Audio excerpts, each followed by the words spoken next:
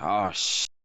Here we go again. Yet again, we are gifted another fantastic mod that feels like a forgotten fever dream of an official Half-Life DLC. But what's more is this mod has big shoes to fill, that of Entropy 02. And being chosen as the most anticipated upcoming mods late last year, expectations were set pretty high. This review will contain no story spoilers at all, apart from the premise, because I want you all to experience this game for yourself. This only came out last month, and it's still very fresh, that has a very interesting adventure with multiple endings. I'll probably do a story summary at a later date, but I have some more mod retrospectives in the works as well. However, with that out of the way, let's get right into this. Entropy 0 Uprising is a mod of Entropy 01, an adventure directed by a new set of people called Employee 8 and Philipad, a developer and publisher team who have been working on this mod since early 2020. This mod takes place between Entropy 01 and 2 and should be looked at as a pure spin-off of the franchise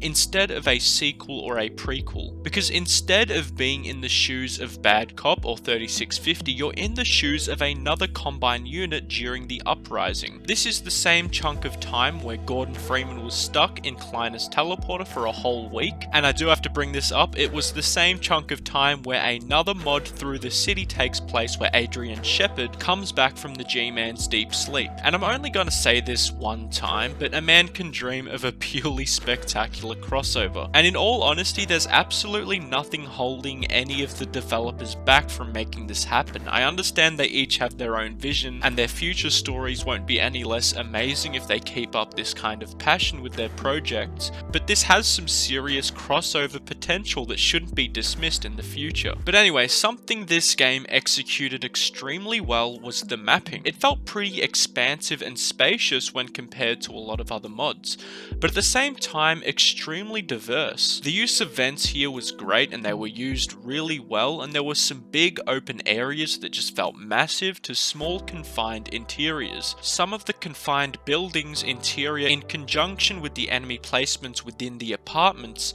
give it almost a clean house vibe from Modern Warfare 2019, where you slowly make your way through people's houses and they'll jump out at you from random points, dealing quite a lot of damage. They also don't shy away from having a wild map design like this ladder leading you to the top of this radio tower. And you want to know what I love more about maps that are fun?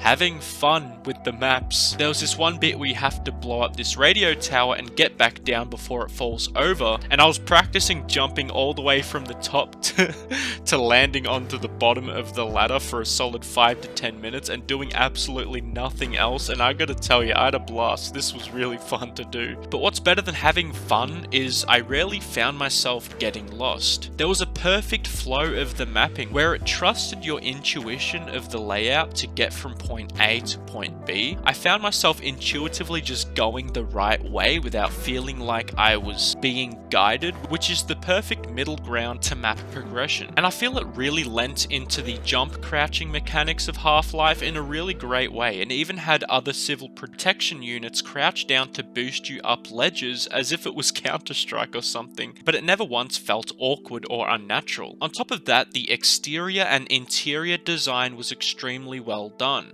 I found myself actively looking out for rebel notes on their whiteboards to understand their side of this uprising and what led them to it. And surprisingly enough, there was interesting and important notes left behind, some of which even foreshadow something that happens towards the end of the story, which I didn't even get into, and I'll get into that maybe in another video when I talk about spoilers. And the numerous hanged CPs was definitely unnerving to say the least. The best way I could describe the feel of a lot of these areas is it reminded me of what games felt like back in the day, in a very nostalgic way. It was quite literally as if I jumped into a time capsule that teleported me to an alternate past. In contrast from Entropy Zero's lone wolf slash super mega badass protagonist who kicks down doors guns blazing, you actually feel more a part of the group in this game. Not saying either are good or bad, but it's refreshing for a spin-off to have a different approach. And even at one point you rely on your comrades' assistance in healing you up and guiding you through the rest of your mission. And this leads me to another thing the game does extremely well, even when compared to Entropy 0, 1 and 2, is its use of lighting. This mod not only had great lighting inside and outside of buildings with some great use of smoke, but used great lighting tools to help you navigate through the map. In this area, your HEV suit has gone offline and you have no more night vision, and you rely on your buddy's flashlight to navigate through the area. And this was also a great callback to a mission in Entropy 0, 1 where you use the Stalker's light. The gameplay itself, like I've mentioned before with Entropy 0, is it felt like Half-Life 2. It doesn't fix what isn't broken, but it does add a recoil gameplay mechanic that is quite strange upon first glance, I have to admit. However, it did grow on me the more I played, and I somewhat prefer burst firing my weapons to remain accurate. There is a new zombie added to this game as well, the Manhack zombie, holding a manhack in one of its hands in the air like the exploding zombies. When you defeat this zombie, a rogue manhack is released, so making sure to shoot the manhack out of the zombie's hand is a really creative gameplay mechanic they added in.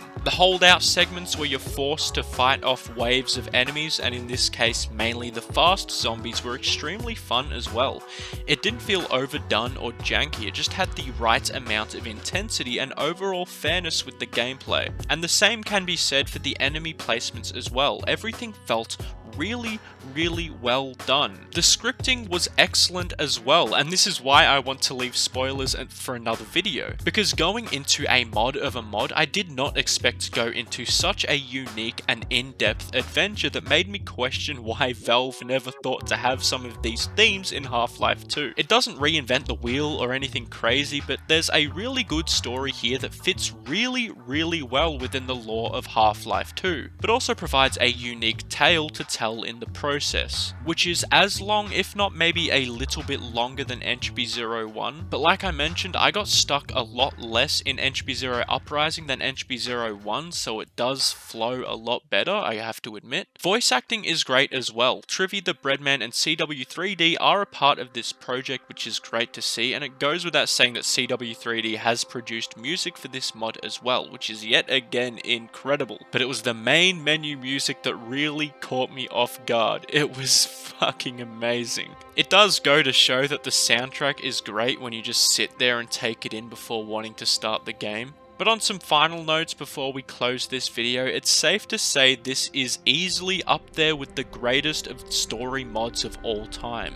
However, that doesn't mean this game is perfect in any way. It does miss the mark with some noticeable bugs, such as some cutscenes just not playing and me forcing to stare at a frozen screen not knowing what to do. And there was another common occurring one where enemies can't attack you from specific areas. And while this can happen with a lot of games, I noticed it a lot more with this one, even the major boss fights. And another letdown is the boss fights as well. Entropy 0, 1 and 2 had their own boss fights, and they were both different from each other. Entropy 0, 1 had the Vortigaunt boss fights and the Hunter boss fight. Entropy 0, 2 had the Clone Cop and the Combine Advisor boss fights. They all played completely differently, and didn't have a obvious cheese method of defeating them. The two major boss fights here, on the other hand, are both just Rebel APC vehicles that drive in circles. I found them not only to be extremely easy, as you could take advantage of their predictable paths, but especially with the second one, you could actually find areas that they simply would not be able to shoot you from. And every time they come around, it's just a simple target to be shot. The arena of the first one was actually quite well designed, and I really liked the scattered health and grenade launchers around the place, but by the time the second APC came around, the fight felt kind of uninspired, and the map was just very bland and mundane. Not saying I hated it, it was just boring. The actual theme and design of the taken over Rebel APCs themselves, on the other hand, was far from uninspired. Seeing the Rebels take over Combine weaponry and use it as their own and spray paint Combine Crusher over the top of it